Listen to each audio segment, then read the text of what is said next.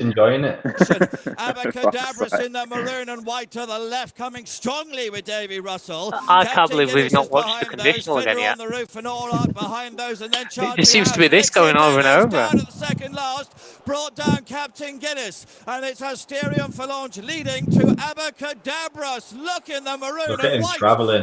Can you turn that off? What the fuck are you doing? The Henderson trio giving chase to those. Edward Stones moved into sixth. This is the last flight. Abacadabras and Davy Russell still sitting. Yeah, that's enough of that. Shiskin has moved to challenge, is in second Yeah, stop place. here. Chartry House is in third as they come to the last. I was literally counting the money, mate.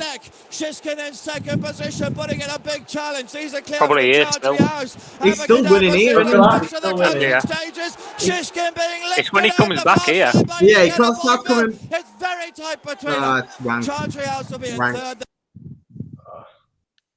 We've still not watched the conditional win. He's dead. It's fine. He's dead. The worst thing about that is the other each way bet I had in the race was Elixir Dante. I get taken down. Yeah, that's the one that's back to yeah, that was brutal last year, wasn't it? That was a low point of day one. It was a good day though. Actually, after that, it picked up. I didn't back it, so I felt fine. Well, I mean, I backed it each way, but still, it was amazing because I remember being on the way down. Or were we on the way down? And it was like went from like 7-1 to all the way down to like 11-4 or something stupid, and I was like, "Fucking hell!" Whatever. So yeah, welcome to the Cheltenham preview. Don't think it's going to be like many. Hopefully, not like many of the other previews. Hopefully, something a little bit different and a lot of beer drunk visibly on the screen. Very nice to be joined by Jacob Trotter, who looks like he's trying to join So Solid crew. Where's the medallion from? This is crafted London. This is. I didn't notice that. Yeah. Is that what the kids are wearing these days? Is it? The kids definitely don't know what So Solid crew is. That's the. Do you know what So Solid crew is? No idea. What kid? What are you talking about? Yeah, so Jacob's come out of lockdown a pimp. So welcome, Jacob. Very nice to be joined by the second best speed figures in the country behind Stopwatch Racing. Nick from Palsy Ratings account. Hi, Nick. Hi there. How you doing? Good, very good. And also nice to see James again. Former racing tipster, now PGA golf tipster. Expert. I like to call myself PGA Tour expert. Good. So yeah. So something pretty. And and I'm Tom Wilson, and as Jacob said, I've lost all my hair. So I have many PowerPoint slides, which is the good news. So welcome. Here we go. So we'll kick off with probably the most important topic or the best bit of advice you could ever have from the Cheltenham Festival. People thought I was crazy last year, but it works, doesn't it? It works even better when you're in the Fox Hunters, when you have a 258. What was the BSP of that? 268 or something? Yeah. It was up every day, though. You should mention that. I was up every day. I mean, Jamie Codd got me out of a hole with Ravenhill in the National Hunt Chase on the first day. Like, that was nice. We watched that, didn't we, in the in ZZ's in Cheltenham, James? It's probably embarrassing that we left before. But... You two had already gone home by this point. Yeah. James had got a treble up on the first day and then gone home. It's what the pros do. They get the trebles up, they go and have a pizza, and then they stay out till 4 a.m. and nearly throw up on the train home the next day. That's how it rolls. I think you should tell everyone why you backed your treble, though, James. Just backing horses that you hate is always a good method. Favourite that you hate. So last year when we went to Cheltenham, James managed to get his treble up on the first day, which was the 4 horses that, if they won, he would at least like to see win. And then he did them all as treble. And it was Epperton, the conditional, Imperial Aura, and I can't remember. I think what was the other one, James? It didn't those, win, were those were the three that won. I can't remember what the other ones were, but yeah. Good solid day. So why do we just back Irish horses at the Cheltenham Festival? Here's the first of many graphs. This is Tom. Have you had a late night or something? Can you just cheer up a little bit? Come on. Yeah. Trying to like be a bit calmer, you know, like that Mark Walsh with his deep voice. That's not you. Drink more beer. Get a bit rowdy. Explain get some energy going. Yeah. Start talking about how Black Hop's going to win the Gold Cup. Oh, fucking hell. So, Irish horses, there you go. Since 2013, there's 3 lines. One is the expected wins versus random chance. What that is the expected wins based on field size. So, if you have 10 runners and they're all exactly the same caliber, each one should win 1 out of 10, basically. So, you basically get like a 10% win probability. So, that is a cumulative calculation. Then the middle dotted line is the expected wins based on the market price, which is basically the win probability of the horses based on Betfair SP. And then the top solid line is then the cumulative win curve of the Irish horses. And as you see, Irish horses win far more than expected than from luck or from random chance, and also far more based on market probability. So just back Irish horses at the Cheltenham Festival. There's the figures. Last year, it was absolutely lovely. We were plus 210 or 214 from that in the win and place markets last year. Fingers crossed that's also going to hold this year. James, do you see any opportunities for the English, or are the Irish just going to dominate again? Oh, no, I totally agree with the Irish angle. I think it's going to be even stronger this year, to be honest. I actually think with it being COVID, I actually think you'll whittle down a lot of the Irish runners that are just there for the crack. And also just the English horses just aren't up for much, to be honest. The only race you could probably definitely give them now that Energumen's gone is the Arkle. The rest, you can probably it's going to be contested. That there's no real English bankers apart from that. So I fully expect the Irish angle to hold up this year as well. Nick, why do you think the Irish horses are just better? Say something quite libelous there straight away, couldn't you? What doping? Oh, okay. There's definitely been a shift to Ireland over the last decade, hasn't there? They've got some of the big powerhouse owners and gig and star. How much have they spent over the last 15 years? I mean, before you even think about Cheveley Park and the Morans and people like that who've come on the scene in the last couple of years, and then just Mullins and Elliott seem to have found a way to do things properly. I think in the UK we've only really got 2 trainers even half competent. So it's sort of inevitable. Which two are they that are half competent, by the way? David Pye. Not David Pye, no. Definitely not David Pye. No, I'd be really interested if you can, when markets start coming up in the next few days, I haven't looked actually at some of the specials, if you can get something mad like Ireland have like over 20 winners or something, or 21, 22. There might be some wing prices for that sort of thing. They could just sweep the board, as you say, by bar Shishkin or 1 or 2 others. There is the handicaps that the Irish seem to just corner that as well. It's hard to see where an English horse wins from, to be honest. Yeah, there's so I've got 3 theories why the Irish horses are a better crop and breed than the English horses. First thing is field size. They have bigger field sizes over there, thus the racing is more competitive. thus you're getting a better education, and you're basically running in more competitive fields. So when you come across to, say, then the equivalent bigger field sizes of a festival like the Cheltenham Festival, you're more equipped for that, rather than running around 4 and 5 and 6 runner fields and pissing in at Wincanton. You're actually running in large field races over Gowran and Thurles and Nace and all of that sort of stuff. So field size is one thing.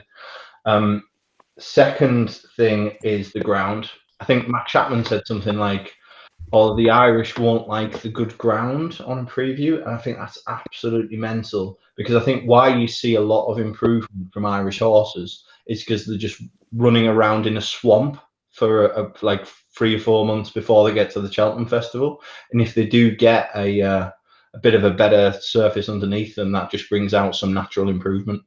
And I think that is still underestimated, like, by the market at the moment. So that is a big theory of mine. The third thing is there's a guy who's a good horse racing theorist, should we say, a guy called Mark Kramer. He's a US guy. He's got a couple of good books, but one of his books is called Thoroughbred Handicapping, and one of his methodologies was he used to bet certain populations, and you've probably heard me talk about population on the podcast before, but he used to bet, like, say, like the East Coast population of New York and New Jersey going into the West Coast population of California, just as a stronger stock, basically, and a stronger pool of horses. I think the population in Irish racing, both the horses, the jockeys, and the trainers, is a stronger pool. So when you mix the two pools, you then see the dominance of the Irish pool over the English pool. Well, they're my 3 main things. Jacob, Irish versus English, any opinion? Yeah, I mean, the big one for me is they've completely saturated English graded races over the years. So I know James and Tom, weirdly, with me being younger, I do remember horse racing like 10, 20 years ago, whereas James and Tom didn't. And it's weird things like last Saturday at Kelso, you had the Premier Chase there, which was a listed race over 3 miles, but you also, for some reason, had the rehearsal chase on the same day. And you're literally splitting the pool of horses over 2 races. And there's definitely there's some logic to the fact that if the best horses don't meet each other regularly, they don't get better. And it's the same thing for horses in bigger stables training against better horses every week. If you're having to run, like, say, millimeters, like literally 0.2 of a mile an hour faster every time you're training, over time, that training is going to make you that 0.2 miles per hour faster, whether that be a 120 horse becoming a 122 horse, but more like 152 horses becoming 154 horses, for instance. And with JP McManus and then Gigginstown taking a lot of the better quality horses actually over to Ireland and to Elliott and Mullins, and as now we're seeing Henry de Bromhead, I think it's just the quality of horses in Ireland is better. And then what you're seeing is, because there is a lot of them quality of horses clustered in the same stables, they're continually making each other better. So pretty much the better horses are then training with each other, which is then making them better horses again. Whereas the English horses, even if you're looking at Nichols this week, and I know we've said Nichols is a good trainer, Nichols does not have a large quality of horses going this week, especially in the graded races. You're looking at Frodon, Politolog, and there is not many grade 1 horses going again. And it is a lot to do with that, and a lot to do with the average quality of horses going over. But back to my original point about the quality of the races, we've just made way too many grade 1s and way too many grade 2s in this country, which never should have been created. You're looking at Desert Orchid chase for 2 milers, grade 2 should not be a chase. The Silvagnaco Conti race, that shouldn't be a thing. They should all have to go to the Ascot chase. You've got a few of the 3 milers. Even the Denman chase is something that you can look to get rid of, because you've got the Cotswold chase. There is no need for both of them races.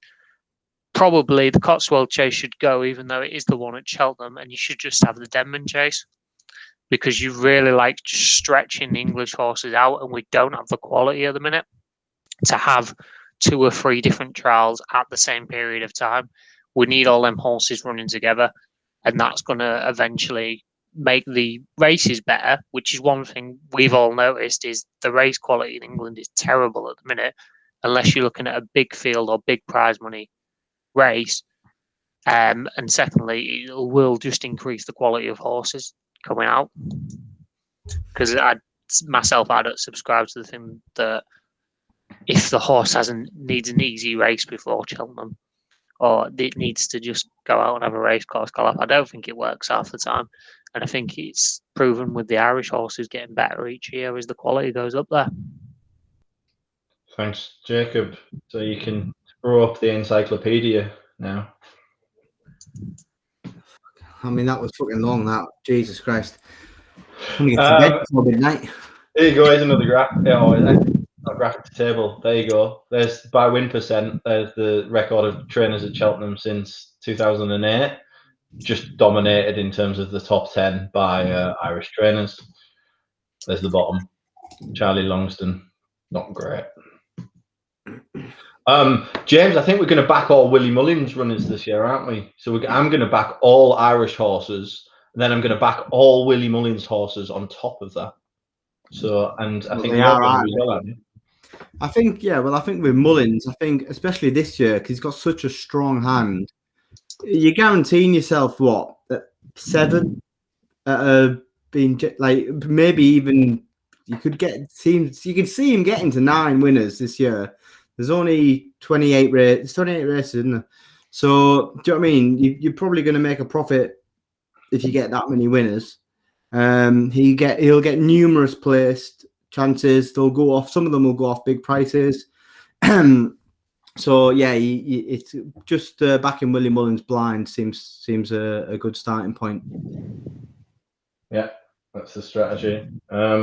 Nick, is there any Mullins runners that you really fancy at the moment, apart from all of the obvious ones?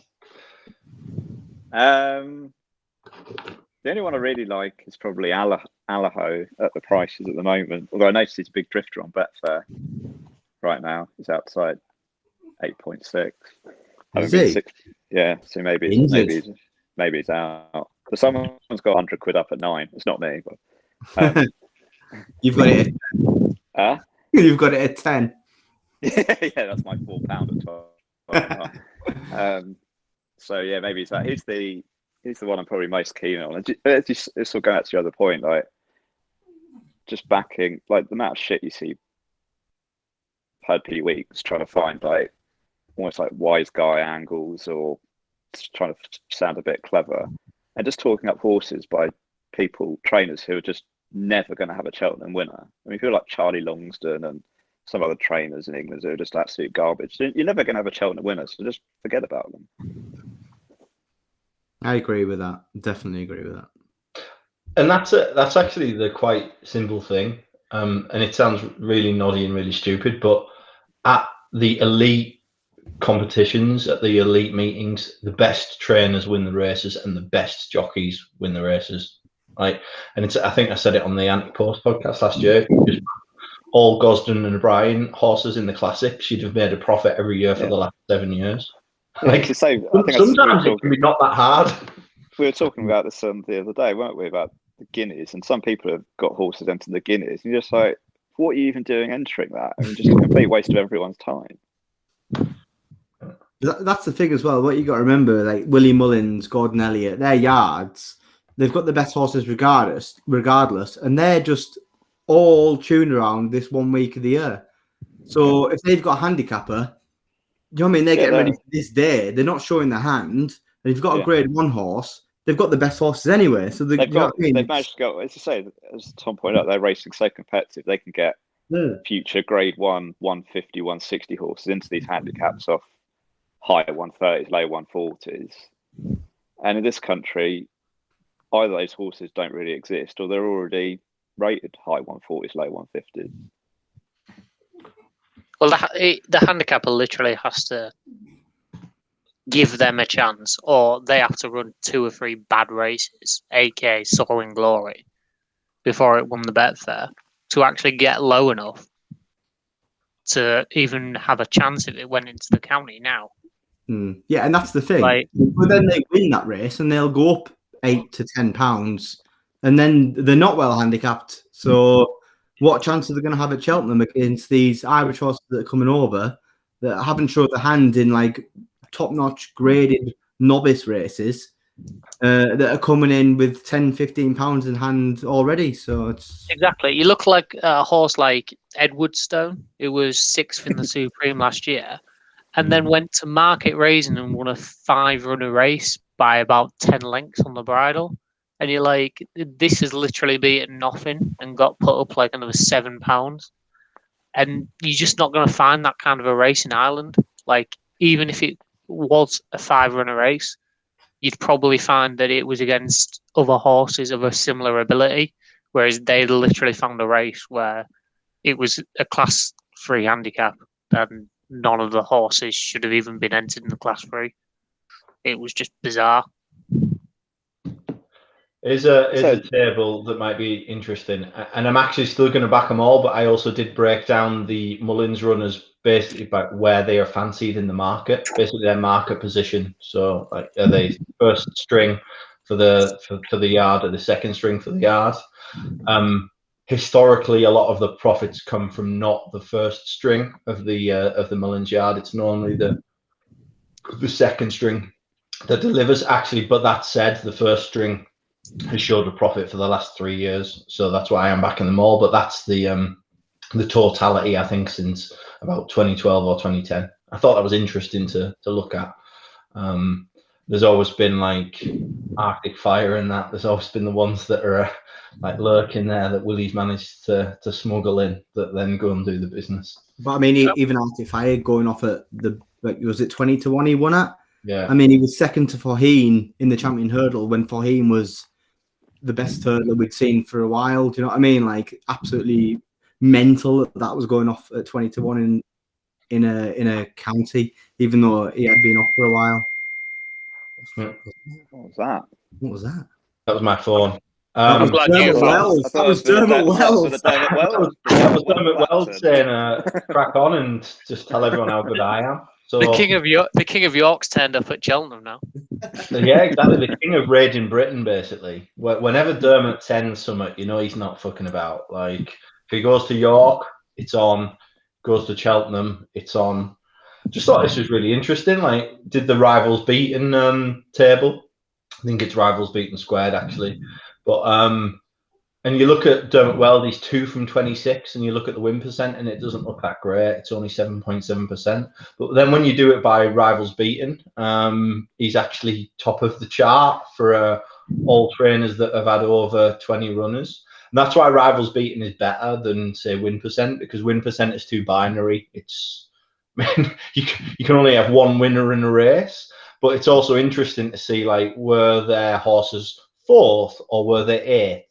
So it tells comparative performance through the layers, and that's why it's a nice metric. But Dermot Wells, when he sends them, they're normally very competitive. I mean, and he does show a kind of a blind profit against the Betfair SP as well. And he's got Coltor in the Boodles, who has been well fancied, a bit of a talking horse, and been well backed in the last couple of weeks. Jacob, do you fancy? Tom, just to butt in there. Go up. Can you get that screen back up? Yeah. I mean, we've just got to talk about Gordon Elliott. he's only 0.2 less on the Rivals Beaten metric, but look at the rest. Yeah. Who's Gordon Elliott? I don't know a Gordon Elliott. No runners this year. No runners this year. Can't back him. What's the need? All I know is a sneezy. He's in the background, though. He's in the background. Don't worry about him. No, he's not, James. He's not. He's in the background. Definitely not. He's on the phone. He doesn't live at the stables or anything. He's on the phone, He's got no input whatsoever at the moment. Definitely not. He's on the phone. But I mean, it is mental. I mean, look at it. Look at that. 180. I mean, look at Willie as well. 79. I mean, that's why we just back Gordon and Willie, basically. I think the most important thing from this whole podcast that we're doing is as well, when it comes to Cheltenham, and you proved this last year, Tom, with what you did, do not be afraid to back multiple runners. If your goal is to make profit throughout the 4 days, you want to be backing multiple horses in the races. Never mind trying to go for the home run in the race. And favourites are going to win, but if you want to make profit over the 4 days, backing more than one horse in each race is definitely the thing to do. Yeah, well, what James mainly means there is more than one well-handicapped horse in every race. And if you get any trouble in running, yeah, most of them are Irish. But you will seldom find horses that are miles clear, as in Ascent War last year, who was literally 2 stone well in compared to everything else. There's probably another point to make, that for a lot of garbage trainers, they're going to be delighted if they can get something that finishes 3rd, 4th, 5th at Cheltenham, whereas your Elliott, Mullins, they only really care about winners. Yeah. And I was talking to someone a while ago, and it's like, you can have all sorts of theories about what they do that's different, but when it comes to that final part of a race at the top level, and in these really competitive handicaps, their horses just have that next gear that you can access that others don't. And it's a really interesting thing to think about, because you learn things all the time, and I probably, like 10 years ago, was looking, you try and think outside the box more and find something that no one else is looking at, where actually, as you say, just do the obvious things. The best trainers win the best races. Well, we've had this conversation a few times about jumps racing, especially. The handicaps nowadays are so well thought out that people tend to be backing the right horses before they used to be. So we were saying, like, Happy Go Lucky about 10 years ago would literally have gone off 10-1 and wouldn't be 4-1 now, which is probably an accurate reflection of its chance. The market in general is didn't last year a load of favourites win all the handicaps? I know JP won most of the handicap hurdles, but didn't all of them get absolutely smashed off the boards as well? Not in the Ultima, Nick, as you remember. Yeah. But generally, yeah, there's also another nice angle called just back the fucking favourites. That makes 9% ROI over the last 10 years. I was going to put it in, but I didn't. But that's a viable strategy, by the way. Like, the market. This is a really good way to make friends, Tom, with your graphs. Just back the fucking favourites. Yeah, I didn't think it was compelling enough. But yeah, good. But going back to old Dermot, the king of rivals beaten at Cheltenham, Coulthard in the Boodles. Jacob, any chance? Yeah, it's got a chance. I mean, they've completely destroyed the price already. Last time I looked on Betfair, it was about 9.5 after being 16s, 15s. I think John Joe Neil Jr. is on board. There was the race, it was 4th in, if I think I remember correctly. It literally got beaten about 16 lengths, and it looked like a complete, we are not going to try in this race, and then we'll try in a different race kind of run. Not hard ridden, as a lot of the horses in the Boodles, when we get to it, you'll find out they're just really well handicapped horses against their age group, because the handicapper obviously is only rated in a real small pool when you get to juvenile hurdlers. And as soon as they obviously step out and go against a wider age range, they become badly handicapped. But against their age range, there will be a lot of horses in this who have not been trying and are therefore better handicaps. He's one of them, basically.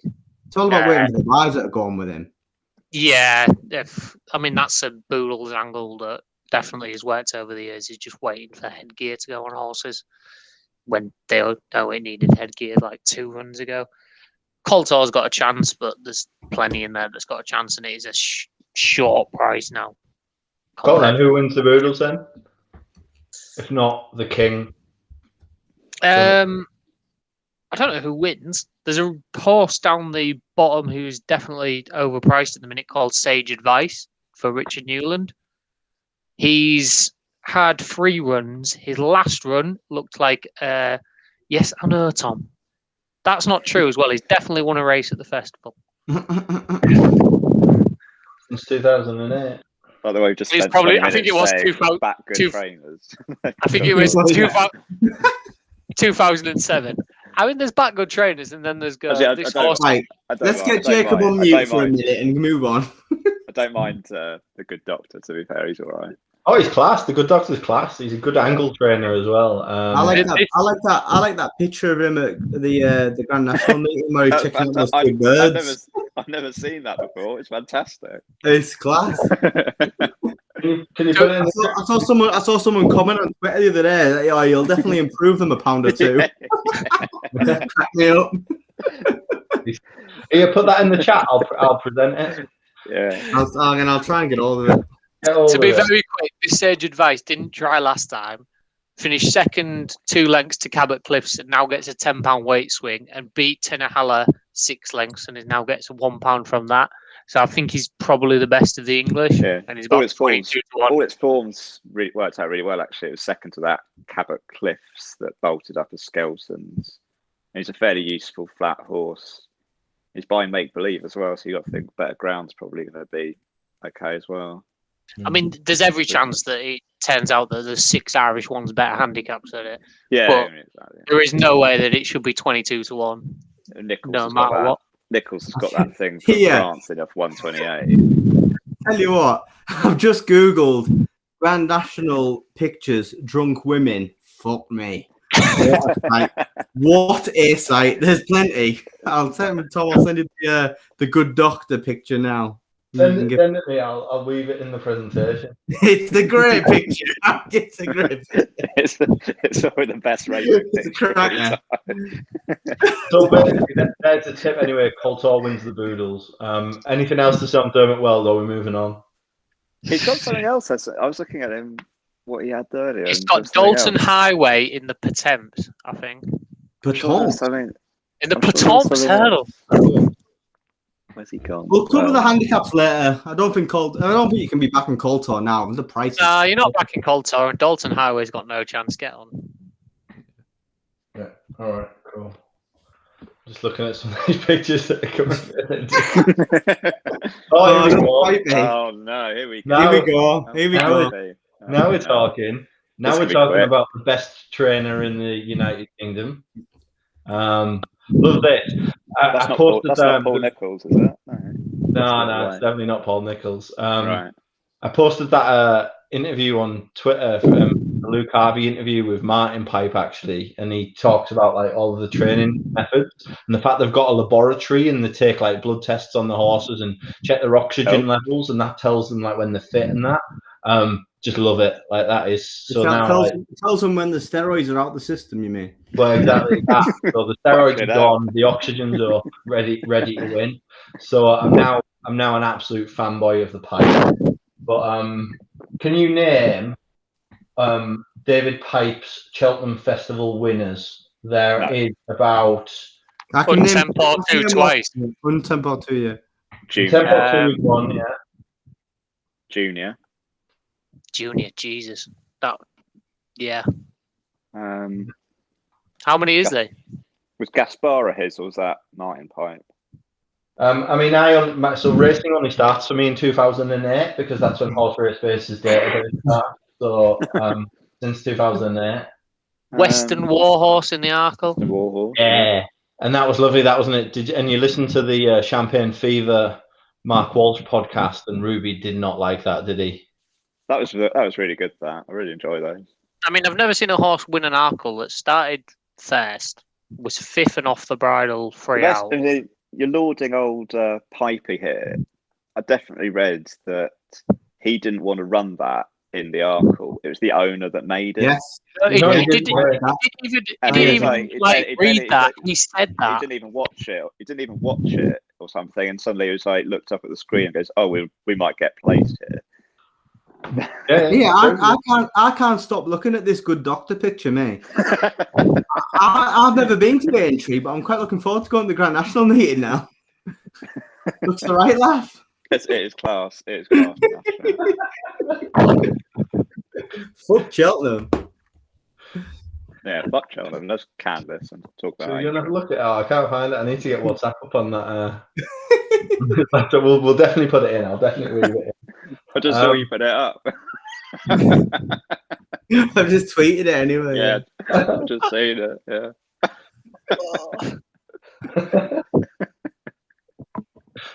Well, anyway, Pipe. I'll tell you the others actually. Pipey, right? Pipey lethal in Tempo 2.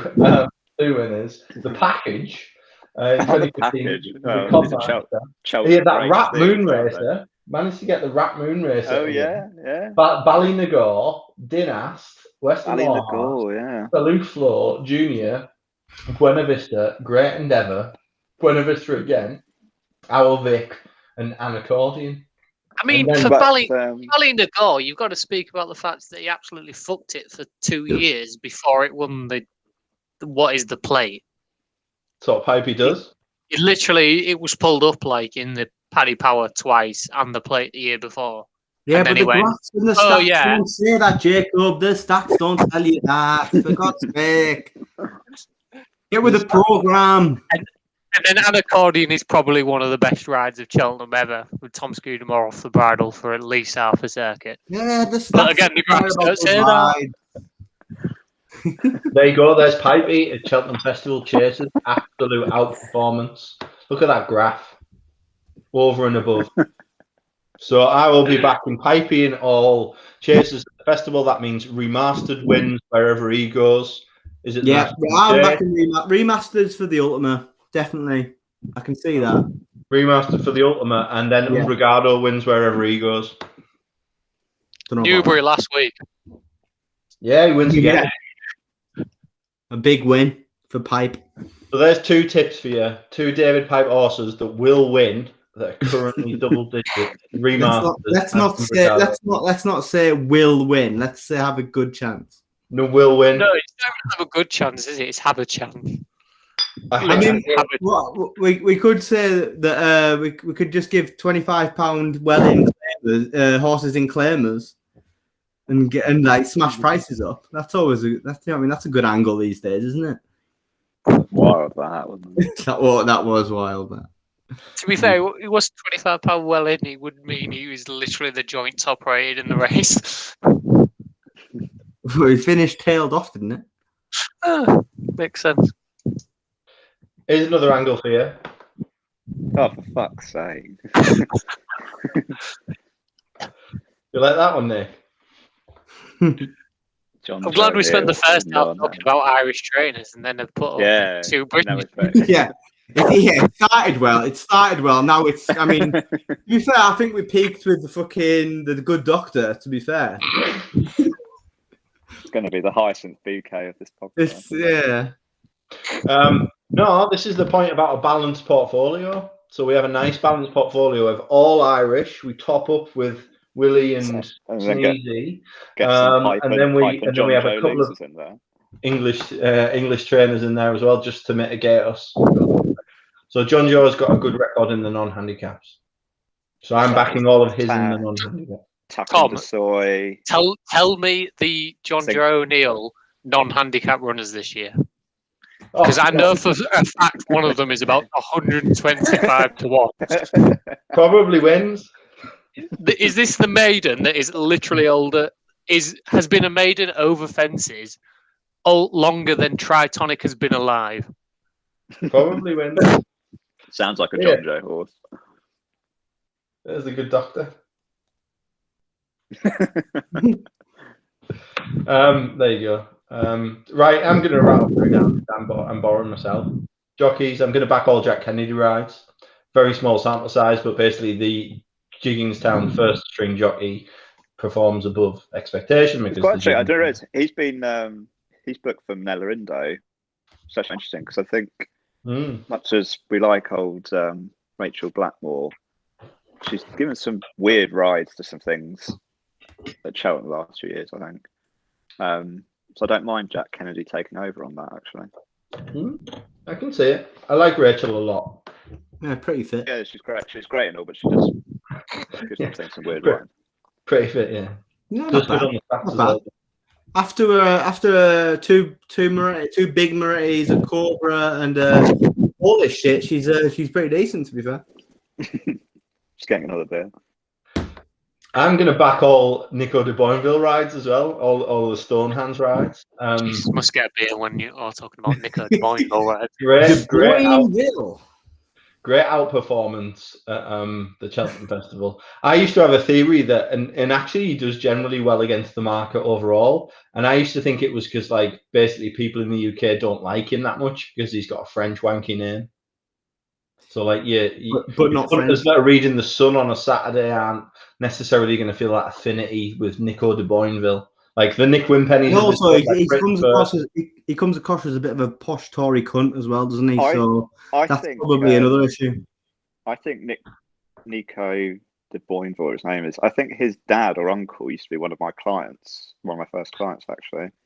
Because there was a guy called Nick de Boinville. It was like NIC. I looked up the other day trying to find out if it was a relation. I'm pretty sure it is. Was he a Tory cunt? Yeah, he was a bit. He used to do massive, crazy size, like ridiculous. And what was that in banking?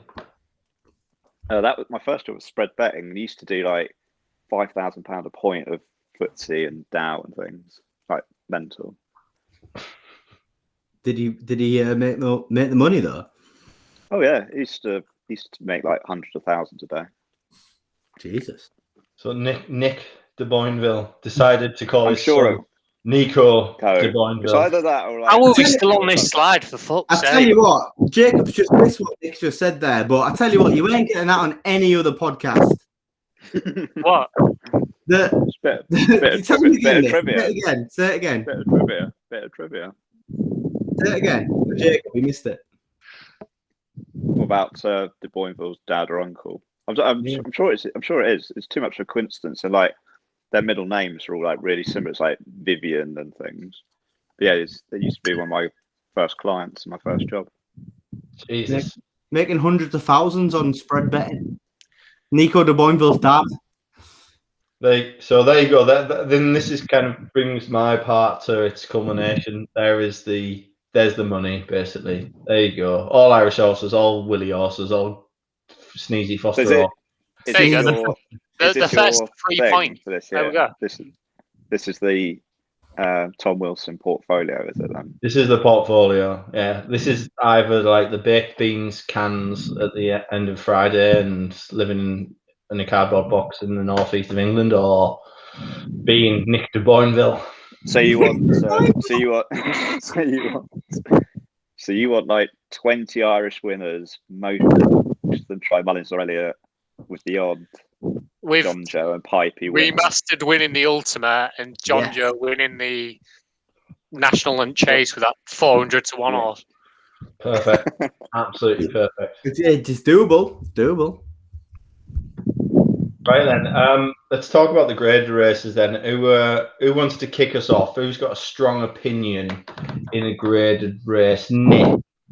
Which way? Well, let's start off with pick a race, and let's go through it. Go on then, Gold Cup then. Ooh. Oh no, here we go. James.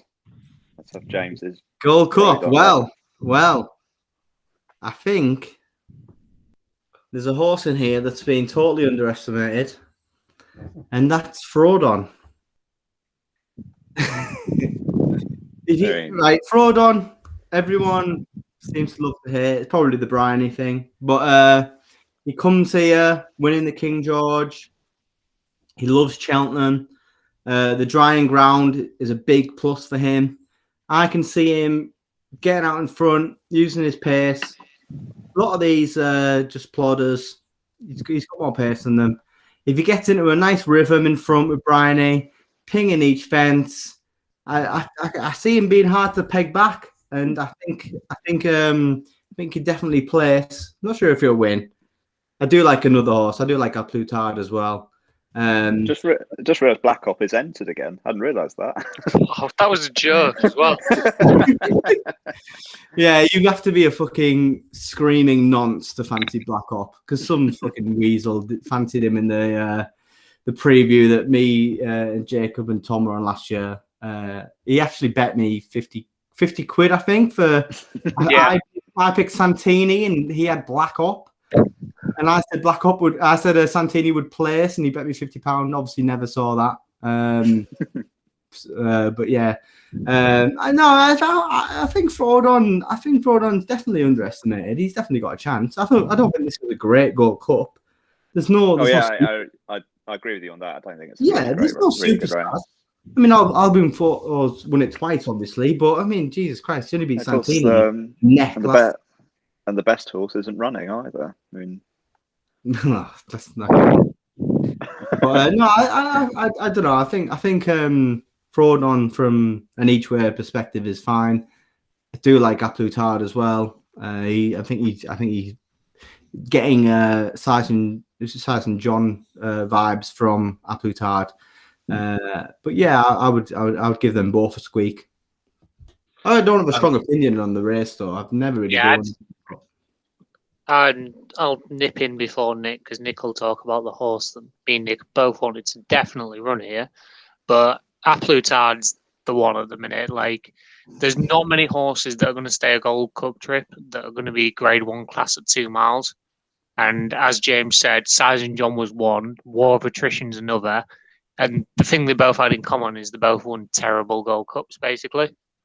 And this is not the best Gold Cup. You'll have people that really like Champ, but Champ won an RSA. There were Manila Indo's been beaten in open class. Araho's been beaten a few times in open class. They're both good horses, but they're not exceptional. Alboon Photo has then won 2 Gold Cups from Santini, who's been beaten many times in open class, and the year before Annabelle Fly, who's never been good enough to win a Gold Cup, and Bristol Demai, who, for all is great, doesn't perform his best at Cheltenham.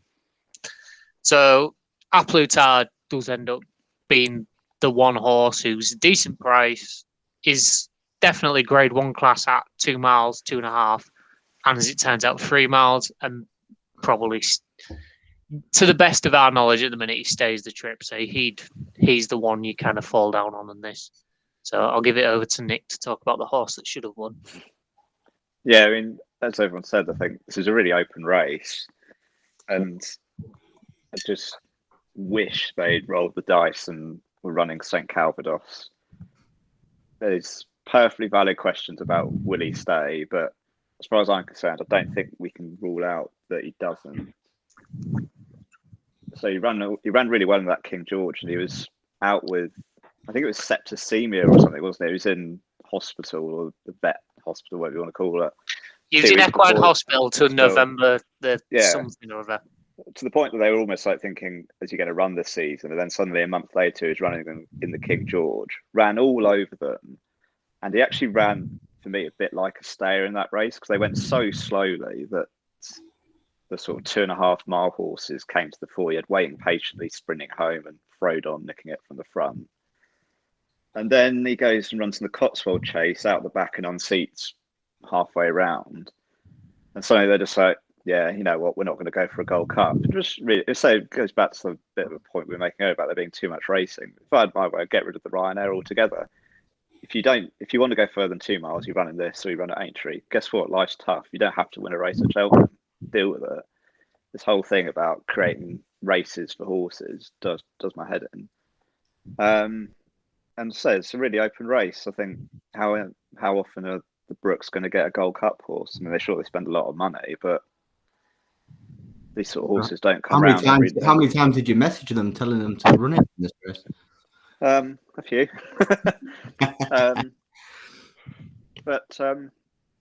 Yeah, he's not going to run though. Yeah, so thanks for wasting 2 minutes of that time. So who's going to win the Gold Cup? And he's probably got the highest ever Polsey rating, hasn't he, for that? King win at Warwick. Like, bring back Polsey's ratings. Bring back Polsey's ratings. Do a Cheltenham review for you.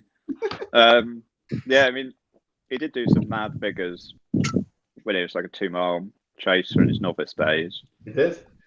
And then he just looked crying out for a trip every single time they went up in trip. He looked like he wanted further and further. Well, the Ryanair last year screamed, "I need further than 2.5 miles." Yeah. Like, he literally was going the same pace the entire way around off the bridle, and then came there at the same pace, and Min literally held on from him.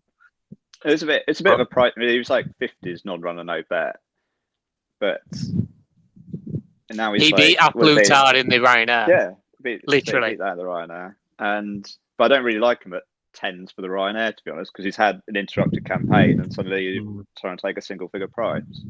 Yeah. In the Gold Cup, I think the market's probably about right. I might have a few quid on Manila Indo if I can be bothered on the day, but it's a pretty uninspiring market. I think everything's about the right price, to be honest. So, Nick, are you going to bring back Polsey ratings, or are you just going to create clickbait festival at home threads? I was generally proud of that. Had how many likes it had now? I've lost count. I had to turn my notifications off yesterday. Went mad. Oh, too hot. Yeah, too hot. Too hot to handle. Yeah. It has had Need Jacob's medallion. 308 likes. 308.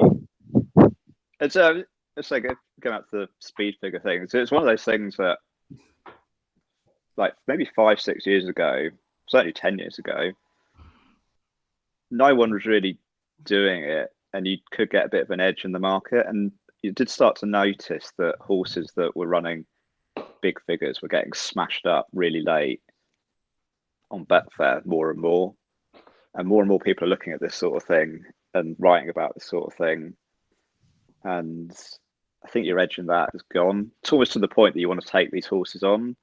I think horses that run really big figures and then try and back them up probably go off too short. And it's fucking time consuming as well, and a bit of waste of everyone's time. Would you say you're a poor man's Simon Rowlands? Not a poor man, no. Fucking big boy! I heard you used to get stuck off ratings to the Wally Simons, and then he was crying on the bathroom floors, man. Say that again. I said I thought you used to get stopwatch ratings to do all your timings, but then he was crying on the bathroom floor. Yeah, because he used to send them out, and then he conveniently stopped doing them. Like, sent him an email. How's it going? He's sending the figures. No reply. Even after his breakdown, I said, "Sorry to hear about that. Hope you're okay."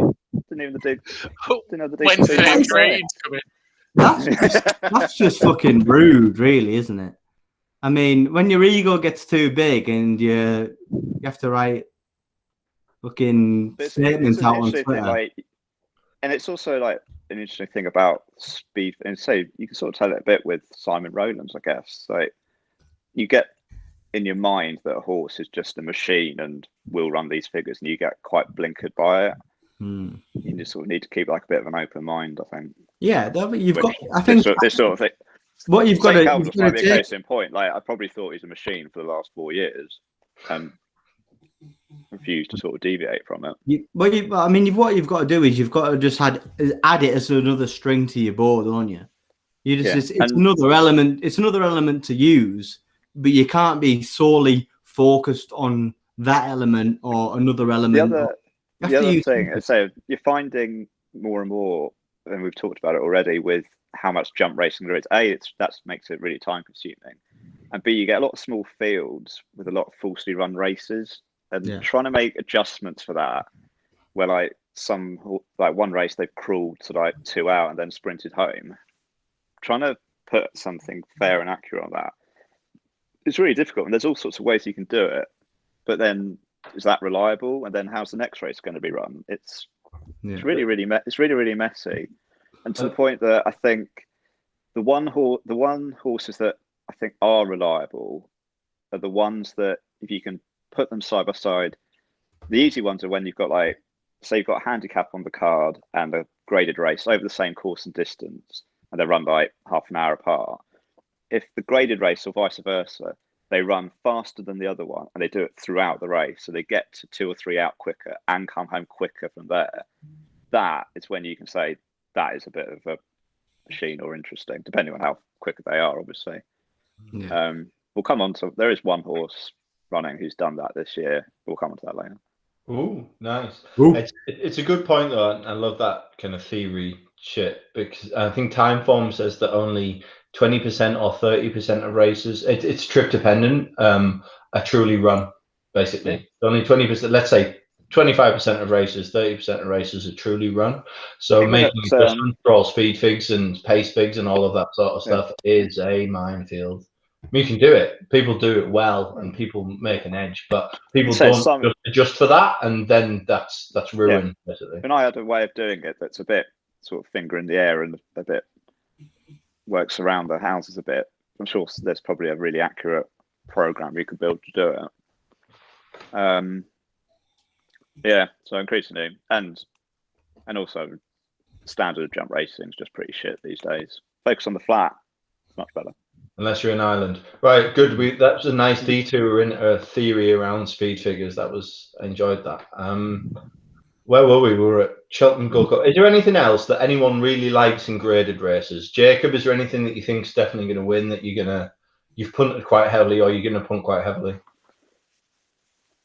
Well, I had a bet on Fury Road in the World Hurdle, but it was about 43 to 1 at the time. And it is now about 15. And oh, nice. After timing. No, after timing, yeah. Trumpet. And there's the Stays Hurdle at the time, when if you backed anything when Paisley Park and Time Hill are in that wasn't one of them two, or even Paisley Park, you are now in a good position, because about 30% of the win probability has gone in Time Hill. So anything you backed other than that, you've got a chance with. Apart from that, Champion Chase is a bit of a non-event if you like Chac and Passoir. Champion Hurdle for me is completely open. I've got no real strong opinion towards any of them.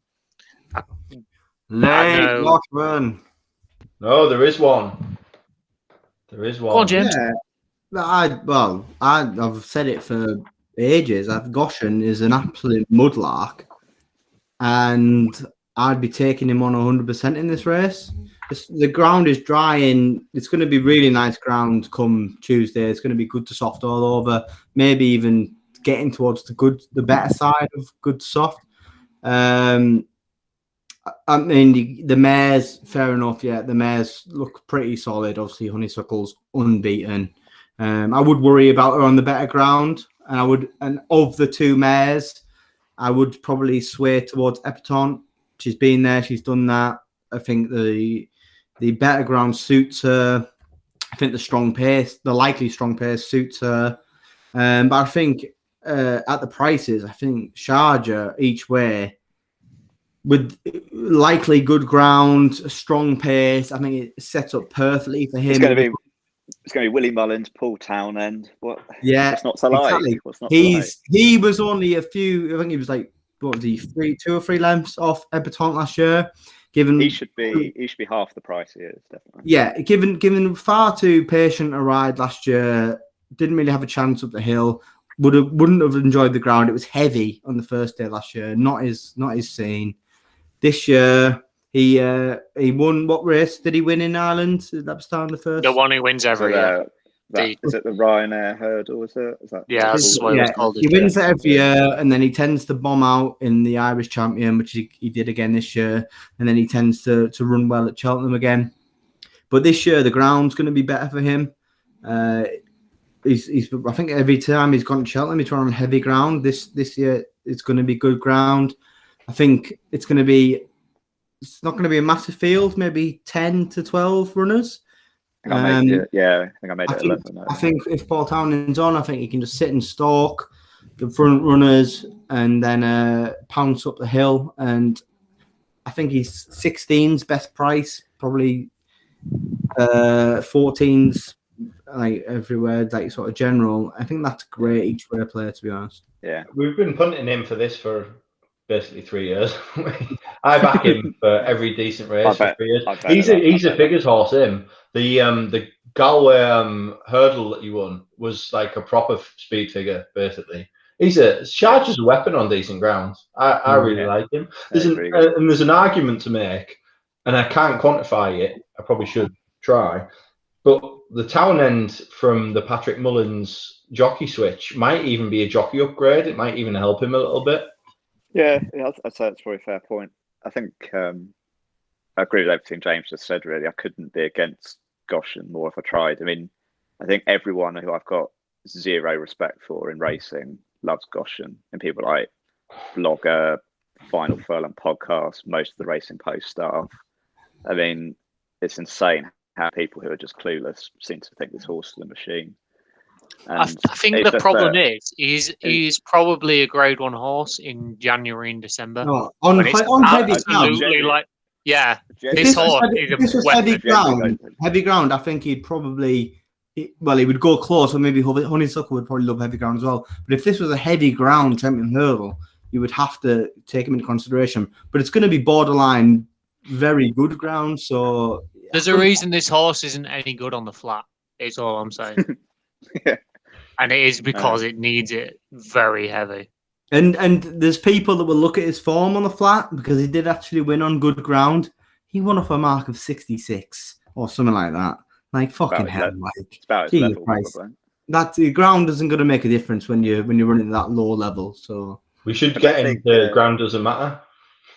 Ooh, controversy. I think ethically, you probably won't be able to bet on a horse to be pulled up or last or something. But the best thing you can do, closest thing to it, would be to place layer. But yeah, shut. The other one. So we'll like betting rats in our group, don't we? Abacadabras is the other one who will love better ground, fast pace, but you can just see him dogging it at the end, can't you? Yeah. No, if they said they're going to put headgear on it, I haven't heard anything. Don't know. No, that'd be Sneeze's input. Sneeze will be all over that. Get the Kennedy. I'm not sure Russell to Kennedy is an upgrade though. Russell is absolutely lethal around. No, but to be fair, the Abacadabras thing, like Nick said, the better ground, the fast pace, he will definitely run better. But and this couldn't. I think the problem you've got there is Charger's about 5 points bigger than him. Yeah, he's proven you get a horse. So why would you just bet Charger? You would literally need Abracadabras to get a better ride than Archibald got, and literally get there on the line, and it's just not possible up a hill. You've just got no chance. Therapy for Archibald. Like, no matter what happens, you have got no chance of getting there at that point. Okay, no. Is this the picture? Is this the picture? Yes. Look at that. Look at that. The good doctor. It's got to be the greatest racing picture ever taken, hasn't it? The thing is, though, the photographer probably didn't even know that was a trainer. Probably thought it was some old bloke. Hey, I tell you what racing picture comes a close second is the Northern Gamblers losing all the student loan on Corto Star picture. No, it's a good one. Which is an absolute fantastic picture. I don't think I've seen that. I must have seen it. I just don't remember it. Oh, I get that. Give me a second. I can go and find that was a preview special last year. Was it last year? I don't know. Tom definitely. It's like the front page of Tom's presentation. yeah, I can find that. I can find in the rain as Corto Star was pulled up. I think it fell. It was the Imperial Commander year, wasn't it? It fell. Oh, right, yeah. I think we back to the Imperial Commander. Yeah. Like I was literally sticking my mouth when I saw Imperial Commander coming in. It was chucking it down. It poured rain all day. Yeah, it was a terrible day as well. It was a horrible day out. It was the Denman year when they went, oh, let's put McCoy on it, even though Sam Thomas clearly gets the best tune out of Denman. And McCoy literally tried to drive it into every fence and it just went nowhere. Yeah. Are you saying McCoy's a shit jockey? No, I'm saying Denman literally needed someone to sit there and go, oh yeah, do what you want. And he tried to drive it into every fence and literally lost like 4 links at a fence. McCoy got beaten on Denman and Corto Star, didn't he? He rode it. Didn't he get beaten in the Aon? Didn't he get beaten in the King George on it? When it was they ran it like 2 weeks later or something, didn't they? They got beat by a long run in the King George, and I think he got beat in the Aon on Denman at 1-7 by like Tricky Trickster or something. And I remember before really the Imperial Commander. I remember really liking Sir Deschamps, and then I think was it Russell got injured the day before, and then I was like, oh, who are they going to get? And they said, oh, we got McCoy. Great at punching home a winner at Sedgefield for JP when he's got everything down on it, but right. I think we're wondering now. So Sharjah wins the Champion Hurdle. Anything else in a graded race? Any big shouts in a graded race? Jacob. Nick. Well, Nick's going to talk about Allaho, so Nick. Go. I mean, I said earlier, so you find some horses do sort of flash. I was never really a huge fan of Allaho until the last run, and it was one of those. Even watching it, I thought initially wasn't that impressed, but then more he thought about it, and he just set a crazy gallop in that race, and they were strung out from quite early on. I think the mare was way, and he started to look like a bit of a sitting duck coming up the home straight, and you thought it was just going to be run down and overtaken, but Townend just sort of half woke him up, and he just went away again at the end. And it seemed to me there was actually tons left under the bonnet, and so he has drifted on Betfair today, so maybe he's out. But if he does run, he's going to be a Mullins horse that I think everyone goes on about how the Ryanair's a really hot race this year. I think it's absolutely garbage. It's just a load of really mediocre horses meeting each other who should be running in the Champion Chase or the Gold Cup. And I think he's just head and shoulders above everything else in it. And people talk about Min, but he's going to be 10 years old, and that was terrible last time. You had St. Calvados unseat, Imperial Aura fell, Mellon never wins. I mean, people think Mr. Fisher's got a chance. I mean, that's just insane.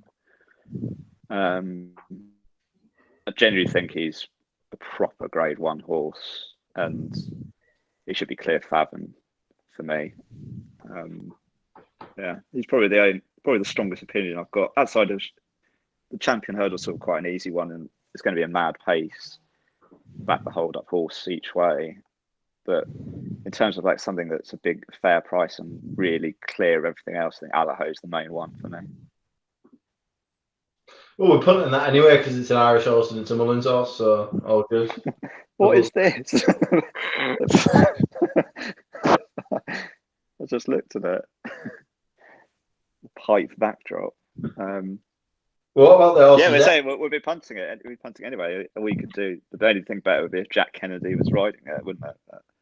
Tom, you are literally like 30 years too late to this pipe thing. Like, if he was back in Martin Pipe, at least people would understand. And that's the cool thing about Martin Pipe. You know, he was actually a bookmaker. He wasn't actually from horse racing stock. He was a bookie. He was a bookie's runner, and he used to have a shop in his father's house. And then he took different training techniques from athletics and from other sports to then do horse conditioning. I mean, without going on a tangent, he was the person that made interval training a thing with horses. Yeah, that was. It wasn't a thing, but that's basically how Martin Pipe made shit horses not shit.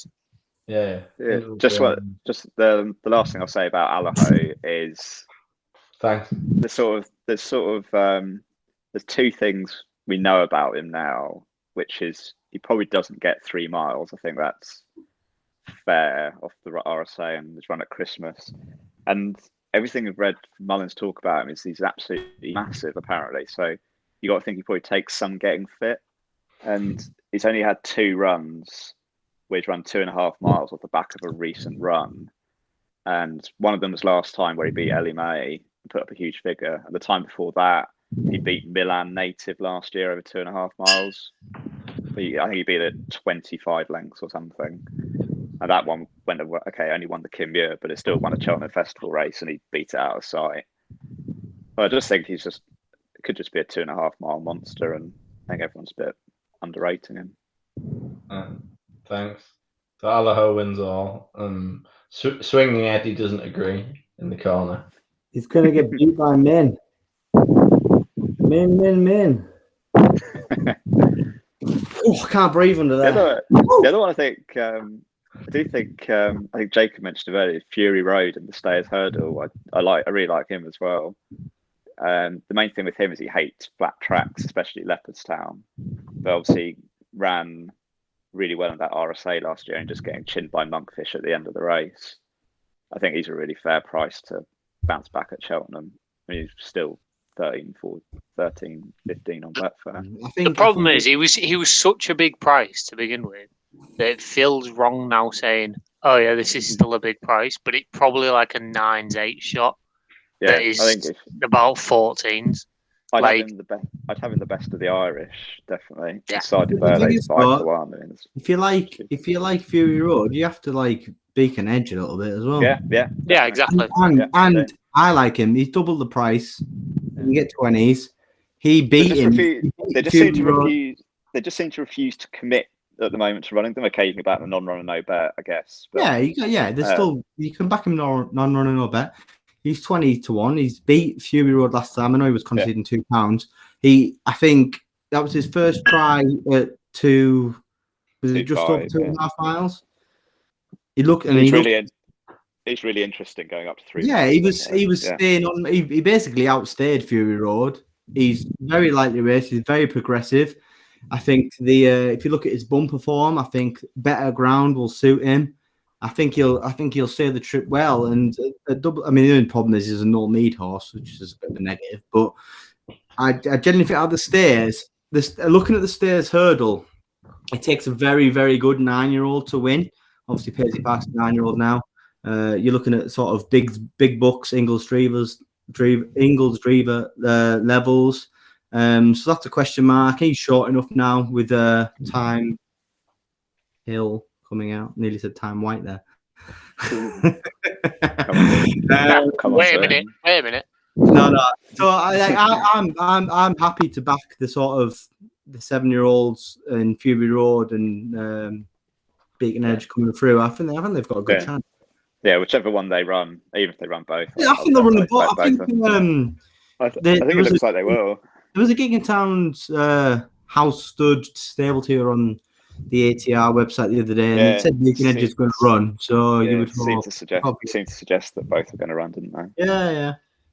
So is that the grade race finished? Like Allaho and Fury Road, and that's it. And right, you've got like a minute to make a big shout on something else if you want to. My Beacon Edge, Min. I think Min's got. You can't discount Min. What about the champion chase? Has anyone got any angle? Just do one each in each. So James, go through them all. No, I think Shackland's very solid in the champion chase. Not really too fussed about him not having run at Cheltenham. He's sort of proven himself this year. He's actually won on good to firm ground, so the better ground might actually suit him even more. So yeah, he's a short price, but I can see him winning the champion chase. As I said, I like Charger in the champion hurdle. I would also probably have a little saver on Epitone. Well, saver. She's actually a short price, obviously, but I wouldn't want to lose out on her, so I'd back Epitone as well. Ryanair, I just think Min. You just totally put a line through last time out. He's proven at Cheltenham, obviously won the race last year. I'm not too worried about him being 10. Ruby Walter was saying on the road to Cheltenham that he's a faster horse than Allaho. I think Allaho's a slow horse. So I'm happy to bet Min at a bigger price. And which other race? Graded one? Gold Cup, yeah. Aplutard and Frodon for me. Back on both. Lovely. Right. Champion hurdle, I'd back Honeysuckle. I think she wins. Champion chase, Shack and Boursois, not interesting. World hurdle, I think Fury Road is the most likely winner, so I'd probably stick with him. And Gold Cup, again, I think Aplutard is the most likely winner, but I think that's very open, so I'll go with him. Nick? I do champion hurdle, Charger as well. Champion chase, yeah, probably Shack, and sort of want to find something to beat it, but I started making a case for So Royal the other day and sort of hit myself in the face to snap out of it. Stop right now. Then stayers, I agree. Fury Road or Beacon Edge, Ryanair, Allaho, and Gold Cup. Give Manila Indo a chance to bounce back. Everyone seemed to think the Gold Cup was over back in November with Manila Indo winning a few races, and suddenly, after a few mishaps, it's out to 14-1. Wouldn't rule it out bouncing back in what isn't a great race, but not one to get too involved in that. I do like that Manila Indo shout in the Gold Cup. I don't like James's fraudulent shout. I think the pace pressure is a different configuration than the King George, and Ken Boy will just, here you go. This is what you don't want to end up on. I don't think I have seen that. James looks about 10 years old. You can see the hurt. You can see the money leaving his eyes. And I'm still losing my hair then. That's what a grand looks like, because it just hits the floor. How old were we then? When was that? 2009? 2008? 2009? 10? 2010 was Imperial Commander. Yeah. Well, it was only 11 years ago, so I'll have been 22. 22 then. Well, I haven't. No. It's painful, doesn't it? You can see the money like draining out your body. Money's never coming back. Right then, let's go to handicaps. Jacob, anything in handicaps? Oh, I've got a few. Here we go. We're actually on to something interesting now. Go for it. I was going to do the Ultima, but Lieutenant Rocco was non-runner this morning, which has really hurt me. Happy Go Lucky probably wins that, but we've discussed this a few times. It's the right price. 4-1 is about the same as percentage-wise it should be. Coral Cup, there's 2. Thomas Darby, off top weight, is still relatively well handicapped. It beat Song for Someone about 2 lengths. Song for Someone then won the Kingwell, won a few graded races after. It's only £5 higher this time. The races it's been running in, that race at Aintree that they all start in, where it was behind Somerville Boy and then being behind McFabulous. Behind McFabulous last time, it kind of came from off the pace, looked like it was going to challenge and then kind of just petered out. That has good Cheltenham form when it finished second to Classical Dream. That has a chance. The other one in that, You Raised Me Up, literally looks like the perfect Cheltenham horse for stalking off the pace.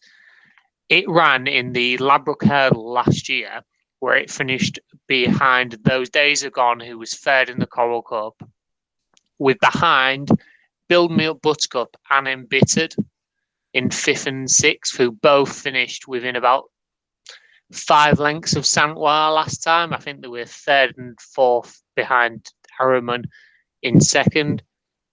You Raise Me Up has since come back, and it's ran 2 races this year. It ran on good ground the first start, and then the second start, it ran under a penalty in a novice race after winning the first start. The second time, it drifted from about 7-4 in the morning to 9-2, and I think they just generally thought it needed the run and it was not going to win. And it ended up beating 2 horses that had won before. One was Petit Bonhomme, and the other horse, whose name's going to completely escape me now, had won before and was about 6 lengths behind. You Raise Me Up travelled really well that day, literally never came off the bridle until going to the last. He shaked it up after the last, and he literally kicked clear straight away. He looks like he's going to really improve for a fast run pace and the extra half a mile. The third horse was Feel Good Island, who'd won a race at Down Royal the start before and has since gone on and finished second at Wexford in Ireland off 125. You Raise Me Up's going to run off 141, which is quite a high rating compared to where it's run before. I think it was in the county off 131 last year, but he literally looks still very well in compared to where he could be. So I like him. The other ones, Sage Advice in the Boodles, we've already spoke about, is well in with Cabot Cliffs, probably the best English one. Grand Annual, Embittered, he's just a graded novice horse in a handicap. That one's got a good chance. Zanza in the Grand Annual as well fell at the third last when travelling like the winner with Sky Parrot and a Ableo in that. They're both about 1.5 stone well in still, so that's got a chance. I think Zanza, there's still a question mark about Cheltenham and actually coming up the hill because he looks best on a flat track. Probably back him each way. Still on the same mark as that day. Definitely has a chance in that. The other ones, the Martin Pipe, I've not really looked at, so I'm not too sure yet. Paddy Power Plate, there's still a few you can go for. Caribbean Boys about 10-1. He ran a good race at Ascot behind Itchy Feet and Darshall Dasher. He was about 4-5 for the race. But looking back at it, he literally should have been the outsider of the three. And he finished 6 lengths behind Darshall Dasher, who obviously won a handicap off a big mark and then went and won the Group 1 at Ascot. He's in the play. It'd be a step up to 2.5 miles and a handicap for the first time. The handicap he ran in last time was over 2 miles. He finished 4th behind Paddy's Poem, who's gone and won again. Moonlighter and Dolos, who's very strong at 2 miles in handicaps, and he'd have a really good chance up to 2.5 miles. So they're kind of the ones I've gone with at the minute. You Raise Me Up is definitely a big bet in the Coral or the county, wherever he runs. He's got a massive chance. Nice. Thanks, Jacob. Nick, any goals in handicaps? I haven't spent too much time looking at the handicaps. I find you got about 1 million runners, most of them have about 20 entries, trying to work out what's going to run where, and it just does my head in. So I tend not to spend too much time on them until the day. There's a couple. I was looking at the Coral Cup. The Coral Cup was an interesting race last year, that they ran it in an absolute crawl, and there are a couple of horses held up in that who are entered. I think they've said Birchdale definitely runs, and he is quite interesting. He had a run on a Jumper's Bumper, which was slightly eye-catching in a JP McManus sort of way. He went really wide and ran on nicely. He'd be quite interesting, having been held up last year for slow pace, and it just really had no chance where he was. The other one in there is Willie Mullins. Sayo was held up out the back even further and then made a really bad mistake 2 out. If they run that, that'd be on my radar. The only bet I've actually had in a handicap in the county, where I've backed Time White. Nichols actually has a decent record. He won it with Lac Fontana, and I think it was American Trilogy that few years, maybe about 10 years ago, 12 years ago. Yeah, I remember that.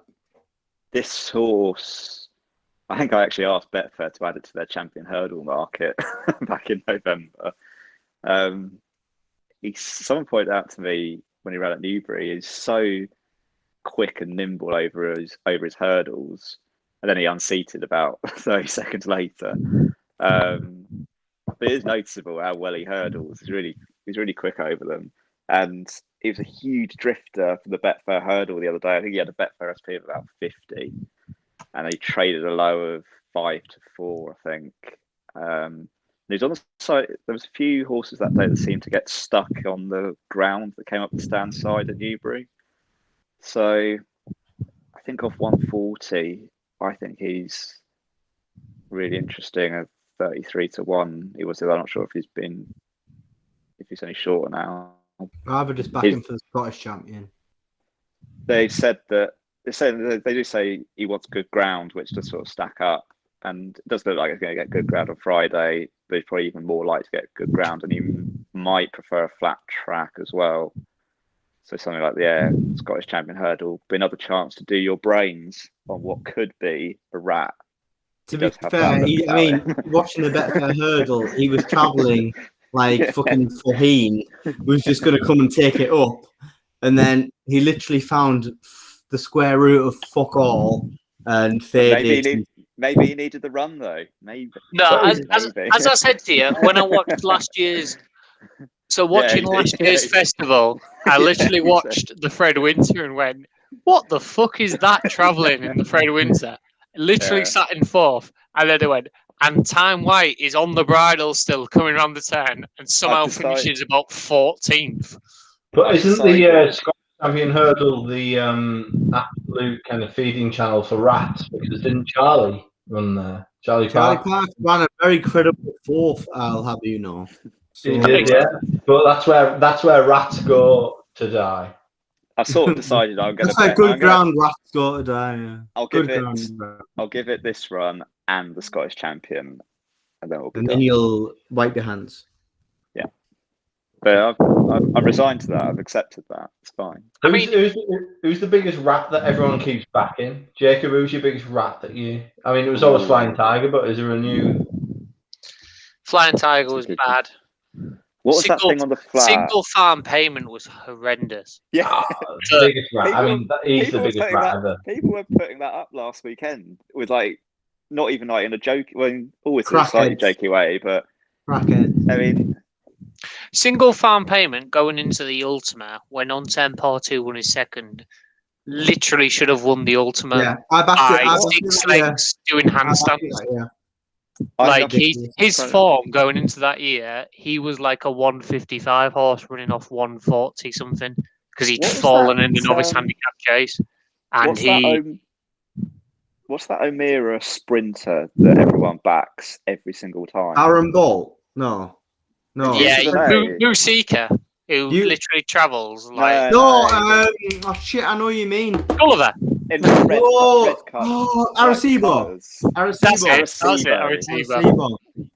Yeah, that is the ultimate rat. That is a rat. I think Jacob, you said, "Oh, I really like this going up in trip." I have to go back and watch it Doncaster run. It was. He runs at 5 furlongs. Looks like he wants further. And runs at 6 furlongs and just hates the game. I remember the race. You went, oh yeah, it's going up to 6 furlongs. It's going to love this. And I went, just go back and watch the Portland from last year as it hits the front over 5.5 and goes, I don't fancy this. Yeah, fuck it. There's a similar horse running this week that James likes in the county hurdle. Well, we'll get on to that. I need to do my handicap picks. Is it me? Yeah, go on, James. Go on, Go for it. Right, okay. So day one, Ultima. I'm taking a leaf out of Tom's book since he's told us that David Piper's the best trainer of chasers in handicaps at Cheltenham. So I like Remastered. And in National Hunt Racing. And, fair enough. I think Remastered has actually got a good chance. Unbeaten chaser. You don't know where he's... probably would prefer the ground a little bit deeper. But I'll give him a shout. Boodles, I don't know. I was interested in the Nichols ones, but Who Agrees quite short now. When it is literally that is a hype back. If you're backing that, it's all on the hype. I actually don't mind his other one, Hell Red. I think the better ground. He's going to be fitter now from his last run. I actually think he's a squeak. He's got previous form, Nichols, of running a few and them both. I think he had did he have the 1, 2, 3 a few years back? He backed Diego Samuel and Roman de Sanan. Yeah. So the year when he had the 2nd and 3rd, and then we both absolutely chucked in like Cade de Burley and something else. I wouldn't be. Obviously, Who Agree's been found in the market, and he's hyped up. I wouldn't be against. I wouldn't be against backing Hell Red. He was getting all the talk for the Triumph earlier in the season, if you remember. He actually went off a shade of odds on for that race at Dufflecoat one at Cheltenham. Then, if you remember, so he's a much bigger price. He's like 20 odd. I'm interested in him, but I think the Irish have obviously got a good handle on the Boodles. Joseph's obviously won it. I think that Bustleton's got a shout, and obviously St. Sam for Willie. Coral Cup, I'm gonna need to wait to see the decks. There's just so many horses that could go there, that could go somewhere else. But in my notes, just Mullins, Henderson, they seem to be farming it, and I wouldn't be surprised if they have something well in for that. Grand Annual, I've backed Entucas and Embittered. They're the favourites. And I think they're the favourites for the reason. I think they've got really, really good chances from the Irish novice form. Quite keen to get as many JP horses in the handicaps on my sort of team sheet as I can, especially after last year when they won so many. But I think them two have got a great chance in the Grand Annual.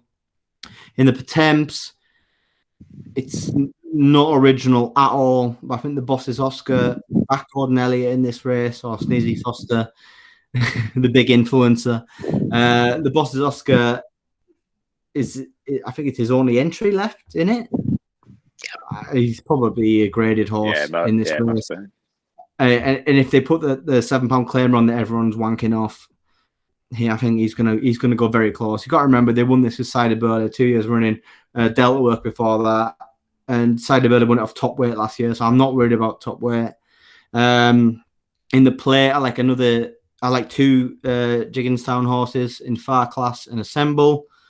And then in the Kimura, I like Hold the Note and Bob Marler. Bob Marler's been backed in a little bit. I backed him at 33. He's a little bit shorter now. He came third in it last year. And I just think they might have set him up for this. Warren Gertrix actually won it a couple of years ago. Hold the Note has good novice form. He's got decent Cheltenham form. Jacob thinks he's a bit of a rat. But he's a rat. Well, yeah, they might. He seems well handicapped enough, and they might change the headgear upon him. Then in the county on Friday, I backed Seal de Neige this morning.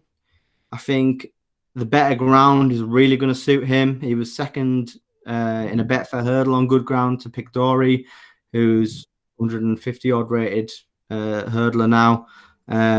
Obviously, just going to back all the Mullins novices in all of these handicaps anyway. I also back Ganapathi in case he comes here into the Supreme, but I will be backing every single Mullins novice in the handicaps. Same with the Martin Pipe Mullins novices. So that's what I'll be doing in the handicaps. James has literally mentioned 3 horses who do not like to win races. Well, you've all mentioned a few of them, so that's fine. The first one is Intukas, who hates to get his head in front. Well, that's probably by design. Look at the colours. I'm looking at the colours. He does not like getting his head in front. That's the colours. Don't be colourblind. The second one is Hold the Note. I can't remember. Hold the Note. A flat horse is getting way too much time on the Cheltenham Festival preview. Anyone that wants to see why we call them rats, if you see Hold the Note at Warwick last year against 2 for Gold. 2 for Gold is not a strong stayer at 3 miles. He literally is a 2 mile 5 horse. Go watch the Warwick Grade 2 race last year, and Hold the Note is a length and a half in front at the last, and literally goes, "Nah, I fancy none of this." Don't worry about it. Falls backwards, and Hold the Note literally tamely falls in. And the last one is Seal de Neige, who does the exact same thing, but in the Betfair hurdle last year, who manages to be a length up 100 yards from the line and somehow is beat fair. Yeah. All right. But listen, right. He was beaten by Pictori, who's what £11 higher now, at least 10. Who also really appreciated the better ground that day. If Pictori's not in that race, he wins. And he goes up fucking £8. And also, you got to remember, Seal de Neige went off this 6-1 second favourite, I think, for this race last year. He's 20-1. It's a price play, right? James, 20-1. He wouldn't have won if Pictori was there. He managed to get done by 2 horses. Regardless, rivals beaten though. If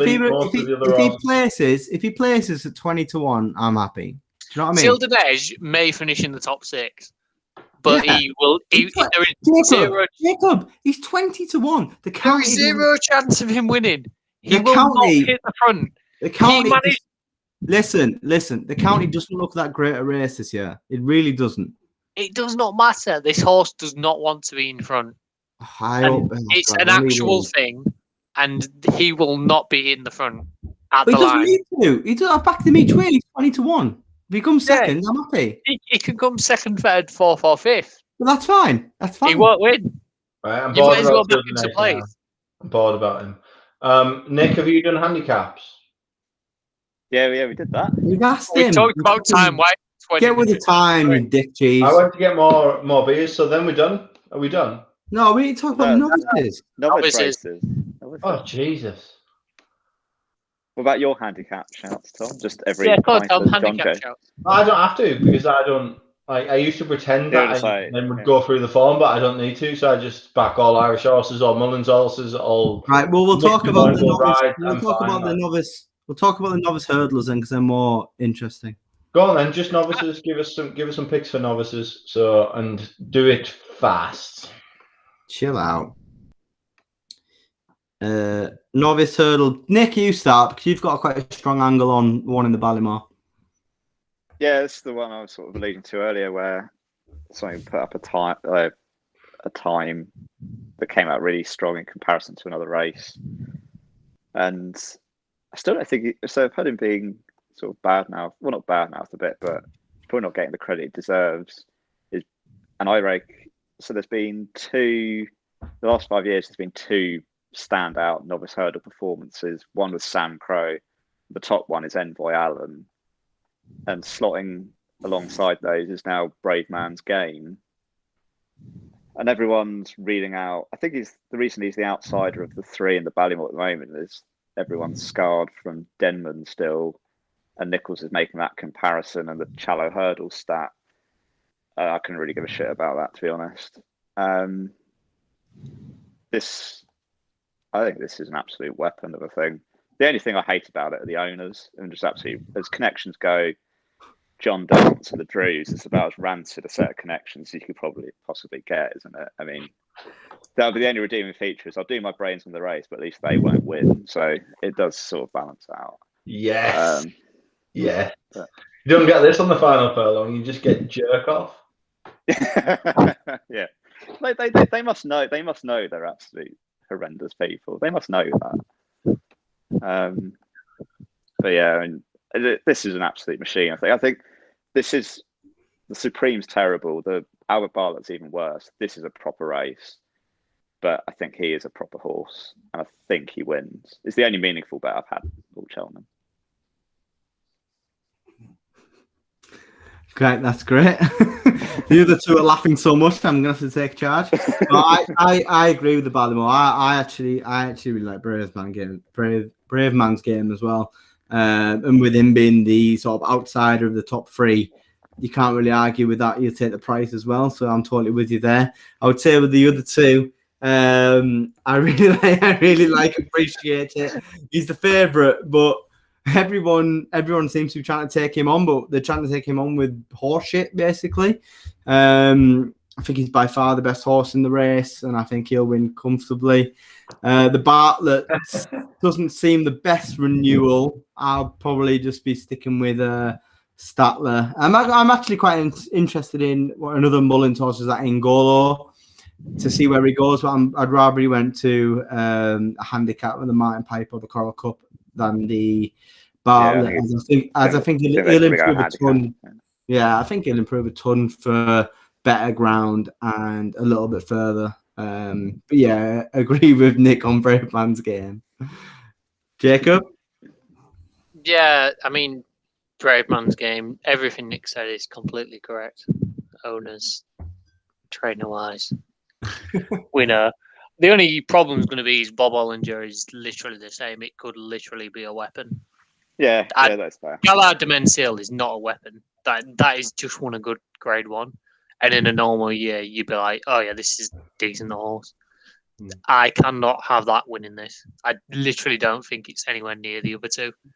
Like, Bob Ollinger has beaten, as him and Fernie Holler beat a novice hurdle field 46 lengths. That does not happen, like, in any way. Like, it doesn't happen in England, it doesn't happen in Ireland. They have literally gone Group 1 pace, Grade 1 pace even, in a novice hurdle. He's then gone and won easily in another race and then gone to win that Grade 1 against Blue Lord. He beat Blue Lord basically exactly the same as Appreciated did the next time out. He is clearly, like, he's a Grade 1 novice hurdler, and there is no doubt about it. Novice chase wise or novice hurdle wise for the other ones, Appreciate It. I think is clearly the best novice hurdler. The only ones you can like half get against him with are Metier and Soaring Glory, because he has literally beaten every other Irish novice hurdler. He's not going to like get beat by one of them again. They've tried it at a slow pace in the Dublin Racing Festival. They tried it at a fast pace the time before, and he beat them further. So the only way they're going to get beat is if one of the English ones happens to be very unexposed and well in. It's very unlikely with a Harry Fry horse and Soaring Glory, who's been beaten 3 times already. So I think Appreciate is pretty obvious in that one. I don't know if the Albert Bartlett wise, me and James have had a long conversation about this. Stat there, I get it, but I don't think he's going to stay.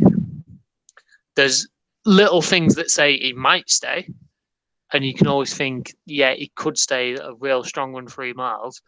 I don't think it's kind of like guaranteed. Whereas the Foster horse Toriograph really is a guaranteed stayer over 3 miles, has beaten a horse who's won twice since the first time, and then went to Fairless and won a really strong race against the Mullins horse, who went and finished, I think he was 3rd next time out. And he also beat a horse called, let me just get it up, Angel's Dawn, who was 2nd at Navan in a graded race, literally hit the front against Frontal Assault and got beat 3/4 of a length. They had Bravos 18 lengths behind. Bravos was like kind of considered before that to be graded level. Behind them, they had Fighter Allen, who started odds on favourite. He then started favourite for another graded race at Fairless. He was in front, kind of like coming to the second last, and then got tired again over 2 miles 5 on heavy. He's kind of another one where he looks to need about 2 miles 4, but he is clearly a good yardstick, and this Toriograph absolutely destroyed them over 3 miles. I think he's literally just a really strong stayer. He looks like he's going to be a 3 mile to 3 mile 4, 3-5 horse. The horse he beat first time was Velvet Elvis. He won twice afterwards, including under a penalty at Fairless, and then finished 3rd in another novice hurdle, giving weight to Ragnar Lodbrok and Gaz Deshoy. They're both previous winners, and he is literally going to be, he is a strong stayer and a good horse, and he will go very close in the Albert Bartlett. Thanks, Jay. What was that again? I switched off during that. What horse was that? Fucking hell, I have no idea. I just asked Toriograph. Toriograph, right. All right, I asked you for a tip. So Toriograph in what race? Well, I think we're all in agreement with the novice chasers, though, aren't we? Shishkin, Monkfish, and Emerald, and all just win. Yeah. Yeah. Yeah. No. Which one? If you had to say one gets beat, which one would you? Shishkin, because he's been running against shit field sizes. He's been pissing in against 4 and 5 runner fields, and I love to take him on. But Tom, the horses he's beaten, that Tamarick do fucking whatever it's called, came out and absolutely bolted the other day, and is now rated 150 odd. With horses like this in novice races, you're more looking for something that can beat them, not what have they beaten for. Now, your argument, Tom, was that just because we run against 140 horses, he absolutely destroyed Eldorado Edmonds with 149, which is basically 150, and then he absolutely destroyed that Tamarick do Mahan or whatever it's called, who's now rated 150. So that argument's kind of out of the water, and he didn't even come off this. He didn't even come off the snaff. And Nick will tell us that about his timings against Nuba Negra and Altio on the same day. It was insane. It's sort of how you rate Nuba Negra and Altio, but there's no way it's not like something freakish that Shishkin did. The one I sort of got nothing really to base this on other than just a bit of a hunch that I can sort of see Envoy Allen getting beaten. I don't really have much to base. I was thinking about it earlier, and he put in, as I said, let's talk about Brave Man's Game. He put in such a huge number when he won the Royal Bond, but it's like he's not gone on. Although he's won every start since, it's going to sound a bit weird to say he's not gone on from that. He's just keeps doing the same thing over and over again. It's probably fair. There's a problem. Needed to. Yeah. So every time I watch him, I sort of think, are you that good? I mean, everyone sort of goes on about him as if he's like the next coming, and he's like Frankel of jumps racing. That he's just a machine, and we sort of know that doesn't pan out. Part of me just everyone's going to do this sort of Shishkin, Monkfish, Envoy Allen treble, aren't they? And he's going to be the last one. I wonder if the first two go in, how short he goes off, and if something a bit weird happens. I think the problem you've got is what's going to beat him. Do you know what I mean? Yeah. The only one that I can see beating him is the handicapper from Ireland, and it doesn't make sense. There is one in there who, much as I love a bad each way bet, and you can bet it first 3 each way, he's absolutely not an each way bet because he either wins or is pulled up, and that is Fusel Raffles.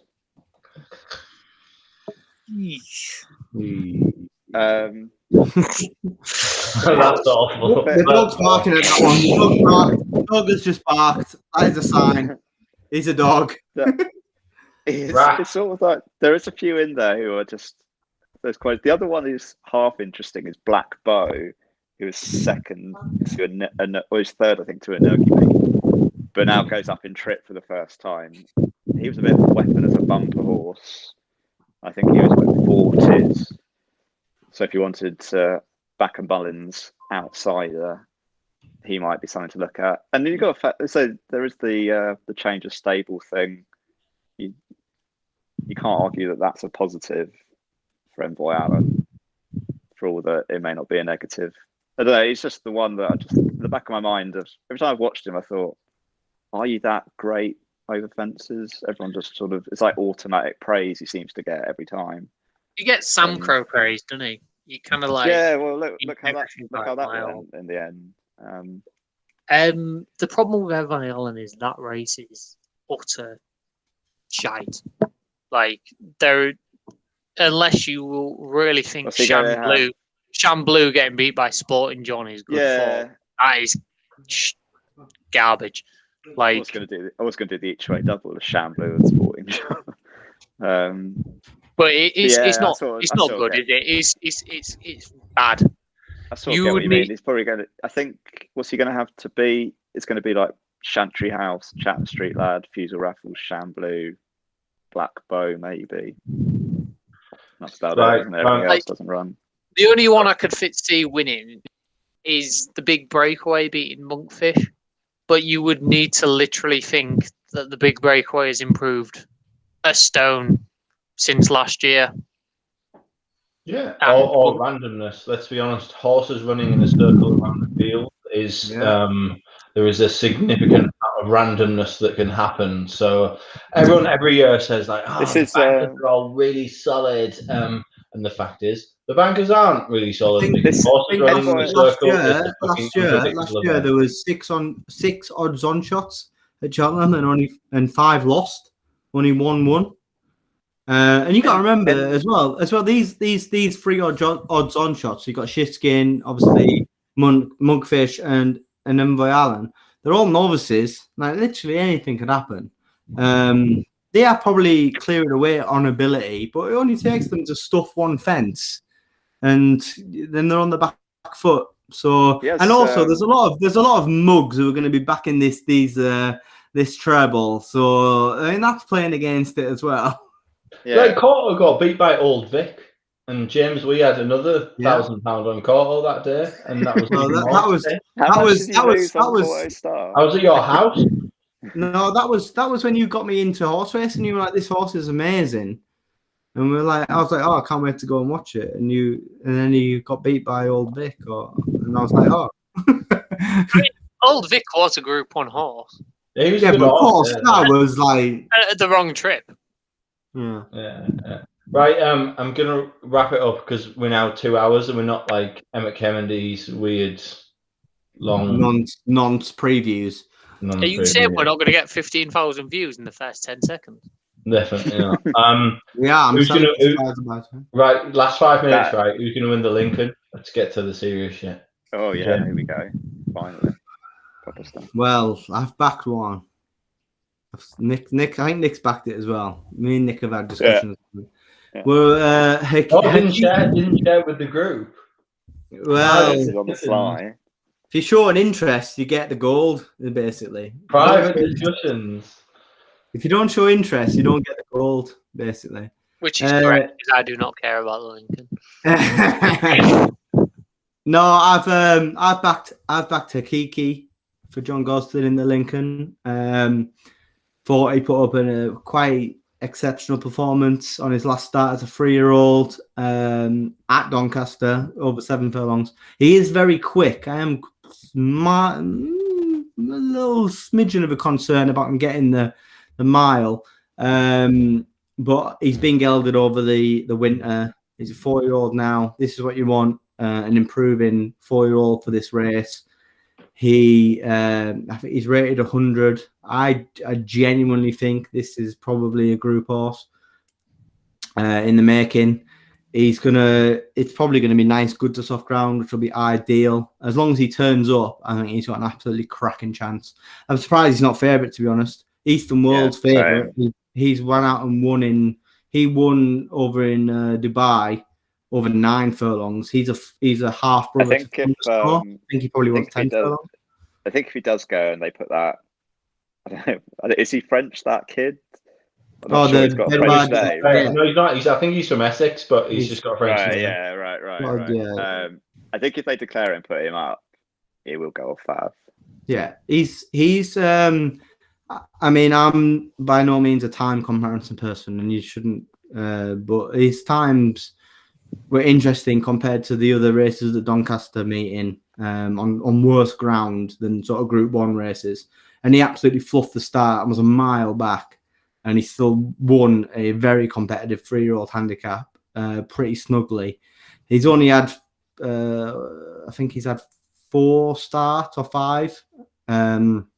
He's unbeaten apart from 1 start.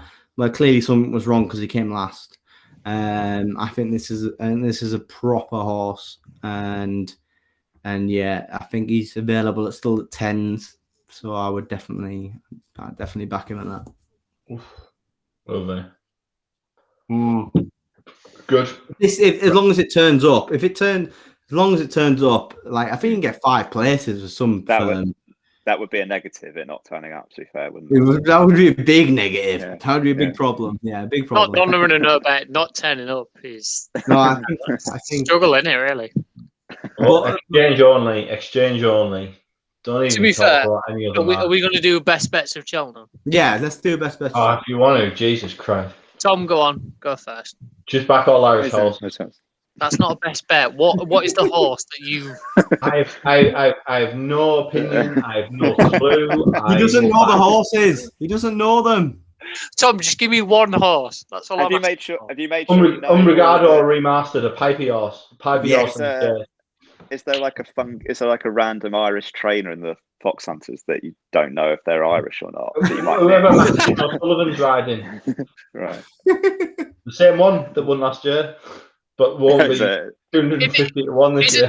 It came to pass, and Richard McLaren riding it. Yeah. I was in the car. I was driving back, I think, from James's last year, and I almost crashed the car. I'm sure. I remember texting you saying, "Fuck me, are you on this one? It's like 200 to 1 or something." Daft. I'm sure Richie McLaren's riding it this year. I'm sure he went like, "This is where I grew up, and I want to ride a winner from," or something. Not even joking. Right. Anyway, so Tom, your nap is Irish horses. Jacob, what's your nap? Pipey, Umbrigado, and Remastered. Remastered. I can't give a nap, but I'll give you some good bets. So there's a horse in the National Link Chase called Snow Leopardess. No. Who's 20 to 1 now. No, listen to this. No, that's enough. That's enough. No, listen. Not going to win. These are the horses ahead of her in the betting. No. Remastered doesn't go. Yeah. Right. Cocoa Beach doesn't go. Next Destination doesn't go. Royal Pagaille doesn't go. Royal Pig Eye. She's 20 to 1. There is 3 horses ahead of her in the betting who may go. Lord Royal, Ascaria 10, Galvin. She's literally she's the 4th. She'll be 4th in the betting, and she's 20 to 1. Like, that Probably is a about the right great price, each way bet. Good. Next tip. Well, hang on, you were having to go me a sealed an age at 20 to 1. You've seen the county. You've seen the county list. It's right. At least Snow Leopardess has won a race. Right, Nick, next one. Nick, You raised me up in the Coral Cup. That's a cracking bet. Exactly. You can play Westlife after. It'll be great. Embittered in the Grand Annual is a cracking bet. Like that. Who just doing Fury Road in the World Hurdle is a good bet. Mount Ida in the Kinmure. And Choreograph in the Albert Bartlett. They're my 4 best bets of the day. Cool. The meeting. Thanks, Jacob. James, who are yours? I'm going to go through the whole festival. Dawn. Oh, go on then. Dawn. I am. Oh, please, Dawn. Right. Okay. Supreme. Appreciate it. Arkle. Shishkin. Ultimate. Remastered. Champion Hurdle. Epatante. Sharjah. Mare's Hurdle. Concertista. Boodles. Undecided. National Hunt Chase. Undecided trend by. yeah. Not sure about that one. National Hunt Chase. Galvin. Not Royal Pig Eye. Ballymore. Brave Man's Game. Brown Advisory. Monkfish. Coral Cup. Whatever Mullins or Henderson train. Queen Mum. Chacon. Possoir. Cross Country. Probably Easy's Land. Grand Annual. Entucas and Embittered. Bumper, Mullins. Whatever Mullins. Marsh, Environment, Patomps. The Boss is Oscar. Ryanair, Mint. Stairs, Beacon Edge. The Plate, Farclass, and Assemble. Mare's Novice, Back All the Mullins. Kim Muir, Hold the Note, and Bob Marler. Triumph, Zanahir. We didn't talk about the Triumph. Probably should have. That's what I meant. Triumph, Zanahir, County, Sealed and Edge, Ganapathy, or any other Mullins novice. Albert Bartlett, Statler, Gold Cup, Aplutard, Frodon, Hunter's Chase, no one gives a fuck. Mare's Chase, Ellie May, Martin Pipe, whatever Mullins novice runs. And that's all I need to know. Elliott and Martin Pipe, you were wrong there. I think Mullins will have it this year. Okay, Nick. Please don't do every single thing. Please don't do 28 bets. Mate, I did 28 quicker than you did fucking 2. But there were 28 solely 4-hour ones that were literally just Mullins. Yeah, I guarantee there'll be 10 winners. There'll be 10 winners there. Yeah, for me, despite the connections, I'm sure they are great people. Brave Man's Game in the Ballymore and Allaho in the Ryanair. Why don't you like Vertem Investments? Nothing personal against them. I think it's more the others, isn't it? The guy's son who pretends to own the horses. Oh, John Dance, isn't it? No, I don't know his name. It's John Dance and Harry Drew, isn't it? Yeah. John Dance is fine. There was the Harry Drew thing all over Twitter, wasn't it? And he was a bit of a cunt. Is that prick who was saying just buy good horses? It was the chop, isn't it? The chop. Yeah, and it's like, I wish my daddy owned a bank. You know what I mean? Like, it's his dad who owns the horses, isn't it? It's not him. So, shut your fucking mouth. No, I'll celebrate I'll buy them a beer sometime when it wins. With all your Bitcoin money. Oh yeah, what's happened to Bitcoin? Where is it? Hold on. Yeah, Tom, you like Bitcoin, don't you?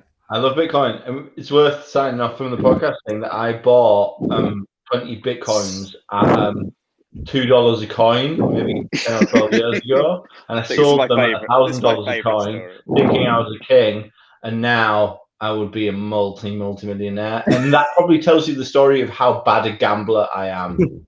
That is basically my life story. I'm not a good gambler, really. 60,738 per coin. And I had 20 coins.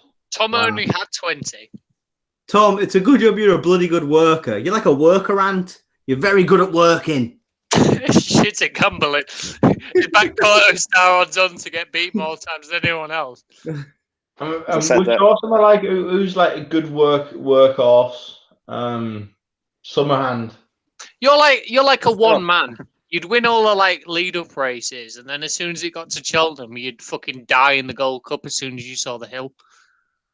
Frodon. No, maybe Frodon. He might be Frodon. Frodon, yeah. Really sort of Tom, you're standard on a handicap. Just work hard out in front. You win all those shit handicaps, and then comes to the big. Well, to be fair, you won a King George. I'll show you one man going up the hill. That is Tom. As soon as it gets to anything like gambling related, he literally stars on his feet after looking like the winner. You know what, though, guys? More importantly, it's 2 weeks until the Lincoln. Oh, thank God! Can't wait. Thank the Lord. We can stick this jump season in the bin where it belongs. Yes, right. And we can maybe do podcasts every week. What the hell is this? What is this?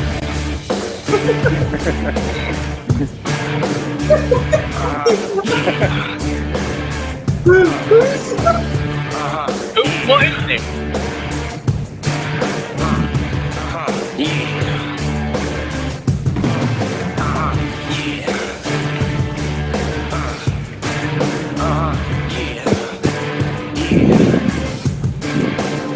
Hear my cries, hear my call, leave me your ears, see my fall, see my error, know my faults, time halts, see my loss, know I'm lacking, backtracking, where I met you, pistol packing, hit your finger, trigger happy, try to trap me, being rap, why you tap me, backstab me, break the faith, wolf a race, tell me lies, time flies, close your eyes, come with me.